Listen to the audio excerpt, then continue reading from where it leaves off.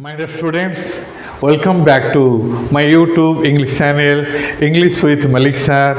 In the previous segments, we have discussed about the importance of verb in a verb series. As we know, verb is a very important part of speech without which a sentence is incomplete and meaningless. Verb is the heart and soul of the sentence. Without verb, neither a clause nor a sentence can be formed. Okay, we have also discussed about the importance of regular main verb, irregular main verbs, primary auxiliary verbs, modal auxiliary verbs, the linking verbs, stative verbs, transitive verbs, intransitive verbs. In today's segment, I am going to focus on the ideas in connection with finite verbs, either in speaking or in writing. Let's see how, from the point of view of taking tense, verbs can be divided into two groups. One is a finite verb and the other is a non-finite verb. Now, come to the point one. What is the definition of finite verb? Let's see.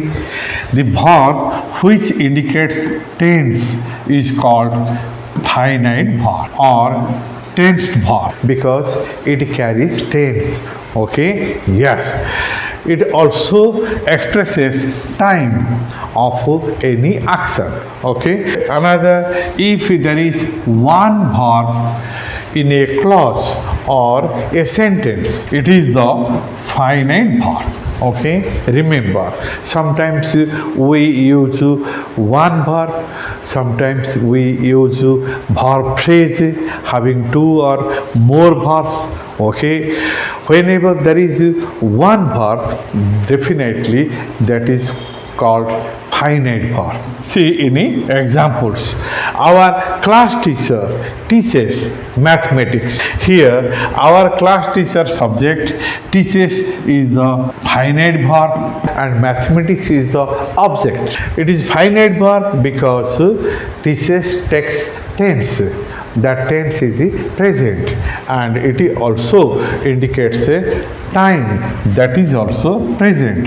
Here tense present, time also present. Yes, so finite verb definitely indicates tense, but sometimes it is also helpful in expressing time. The second example, it was a stormy night. Here was is the finite verb, indicates the past tense. Sideways side, it also indicates a past time. In short, we come to this point that if there is one verb in a sentence or a clause, that verb is the finite verb. It indicates tense. Come to the second point, it changes its form. Here it means a finite verb. Changes its form according to the subject and tense. Okay, this is another interesting idea which is related to the finite verb. Yes, if there is a verb phrase, the first verb is a finite verb. How? Let's see in example.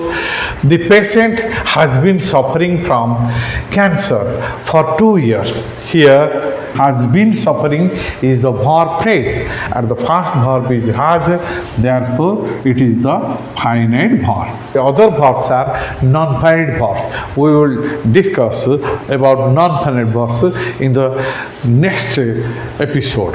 Another example, my friends have not arrived so far. The patient is singular, therefore has, but here my friends plural, therefore have arrived is the verb phrase and have is the past verb which indicates a tense, that is present tense. And whenever there is a verb phrase, generally the past verb is the finite verb which is text tense.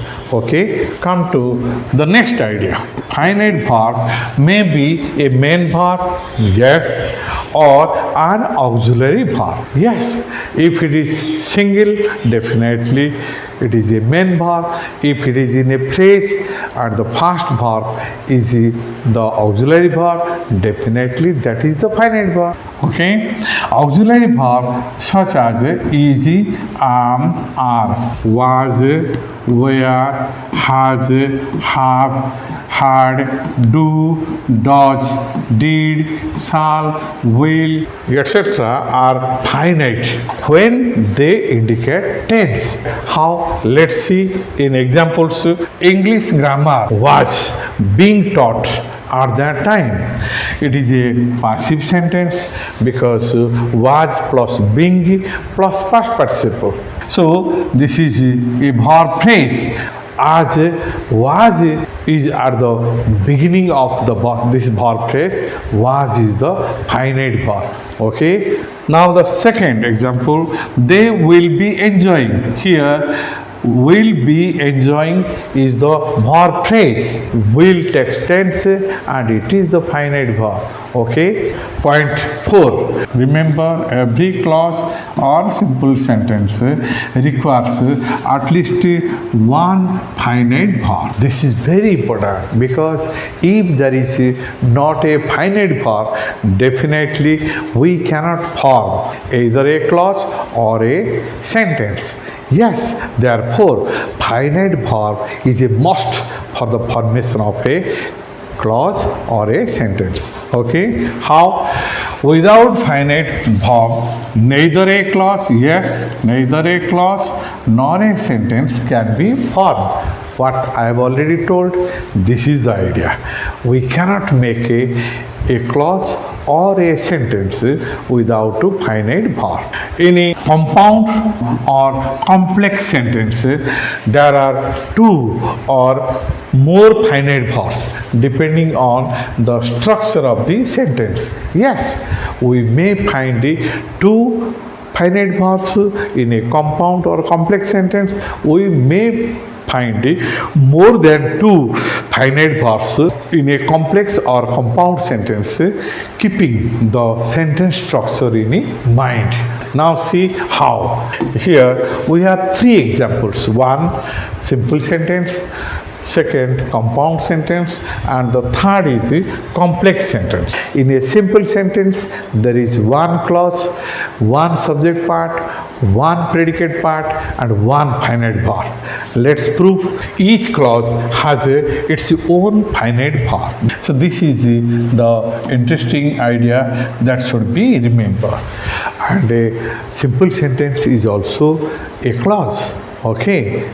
They played a friendly cricket match last Sunday. Here, they subject part played a friendly cricket match last Sunday, the predicate part, and played is the finite verb. That's why it is proved that it is a simple sentence having one finite verb or tense verb. Okay, yes. Now come to the second example. The man lived in a leaf cottage, yet he was happy. It is a compound sentence, and in this compound sentence we find two clauses, two subject parts, two predicate parts. How? Let's see here. The man lived in a leaf cottage is an independent clause, main clause. The man is the subject part, lived in a leaf cottage is the predicate part, and lived is the finite verb. The another clause is he was happy, and yet is the coordinator or conjunction. Okay, he was happy is another clause, and here he subject part, was happy predicate part, was is the finite verb. Here in this compound sentence we have two finite verbs. Okay, yes. Now come to the another example.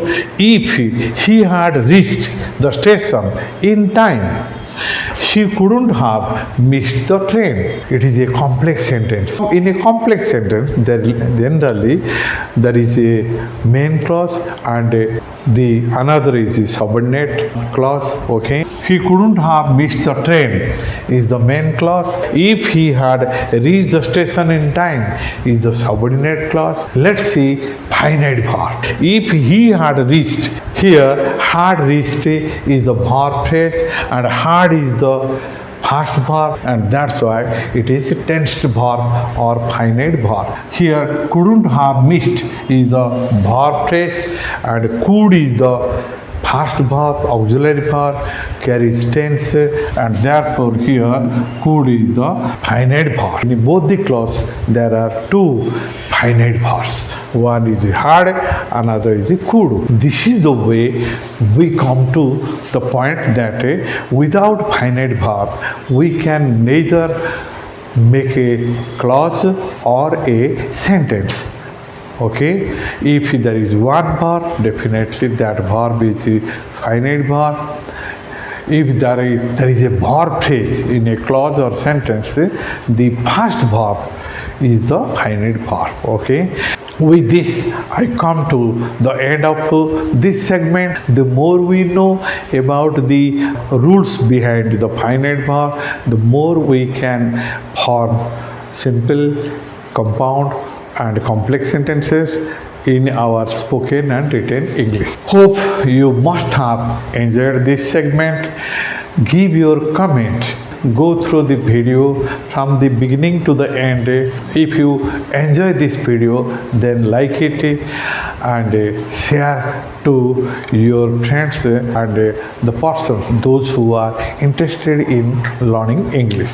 Thank you for being with me. See you next segment with the non-finite verbs. Till then, goodbye.